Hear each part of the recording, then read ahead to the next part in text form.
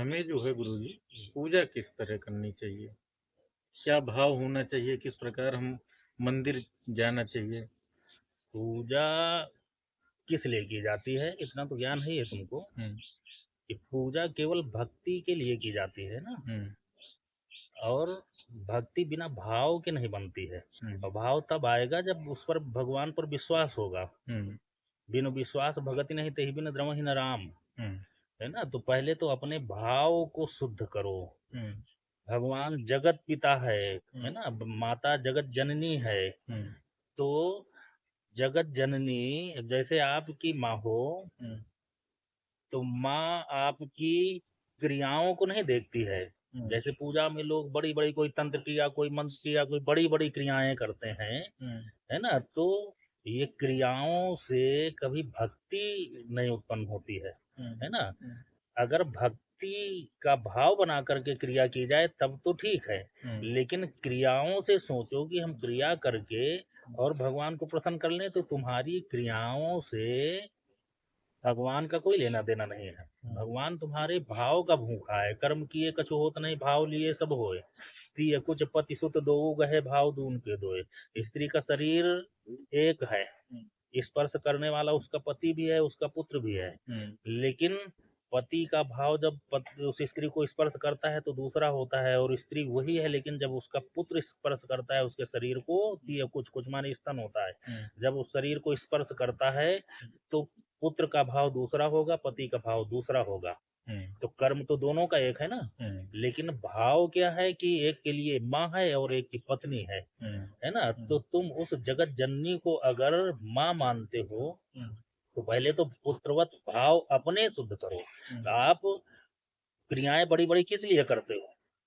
उसको खुश करने के लिए सोचते हो ना कि हम इस क्रिया से या ऐसे कर दें तो वो खुश हो जाएगी, वो कर दें तो खुश हो जाएगी, है ना। ये सब सारी क्रियाएं अपना आदमी अपनाता है उसको खुश करने के लिए, हुँ, जबकि इसके विपरीत है। हुँ, भगवती को खुश करने के लिए क्रियाएं नहीं होती हैं। हुँ, क्रियाएं तो तुम अपने खुश करने के लिए कर रहे हो, हुँ, है ना, कि हुँ, हम ये क्रिया कर दें तो हमको खुशी होगी, हुँ, है ना। हुँ, अपनी जैसे एक छोटा सा बालक, हुँ, अबोध बालक, वो जगत जननी है, वो आदि काल से अनंत काल से हमारी माता ही है। अनेक जन्मों से जितने जन्म हमने ले चुके, हुँ, तो हर जन्म में वो हमारी माँ बाप वही है ना। हुँ, तो वो उनके सामने हम तो एक अबोध बालक है, अभी जन्म जैसे जन्मा हुआ एक अबोध बालक होता है, हमारी यही तो स्थिति होगी उसके सामने। हुँ, तो एक अबोध बालक बताओ कौन सी क्रिया जानता है? वो अपनी माँ को खुश करने के लिए कौन सी क्रिया जानता है बताओ?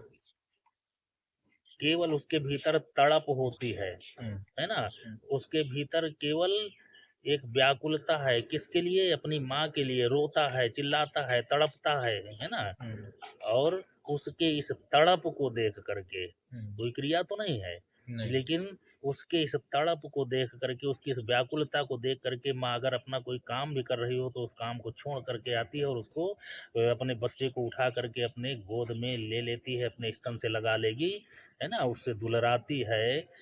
तो माँ ने क्या देखा? उसकी तड़प देखा अपने प्रति। भगवती ने, माँ ने अपने पुत्र को अपने प्रति तड़पता हुआ देखा, हुँ, तो वो दौड़ करके उस पुत्र को अपनी गोद में उठा लिया।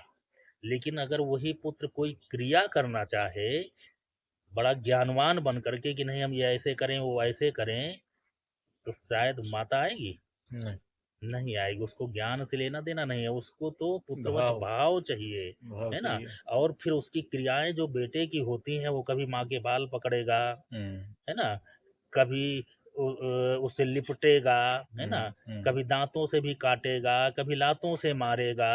हुँ, लेकिन इन सारी क्रियाओं में न तो उस बालक का ज्ञान है, वो हुँ, ज्ञान बस थोड़ी ये क्रियाएं कर रहा है, हुँ, वो अपने आनंद के लिए कर रहा है। माँ से लिपट करके, उसके बालों से खेल करके, उसके शरीर का स्पर्श करके हुँ, उस बेटे को आनंद मिल रहा है। जी, माँ को आनंद नहीं है, जी, बेटे को आनंद मिल रहा है। और उस बेटे के आनंद से उस माँ को आनंद मिलता है कि चलो हमारा बेटा तो खुश है। हुँ, उसके ज्ञान और क्रियाओं को तो नहीं माँ देख रही है, लेकिन नहीं, बेटा खुश होता है तो माँ खुश हो जाती है। तो यहाँ पर कौन सा ज्ञान, कौन सी क्रिया है? यहाँ तो केवल सहजता है। जी, आप सहज हो जाओ केवल, हुँ, आप अपने भाव शुद्ध कर लो, आपके भीतर पुत्रवत भाव तो आ जाए पुत्र का।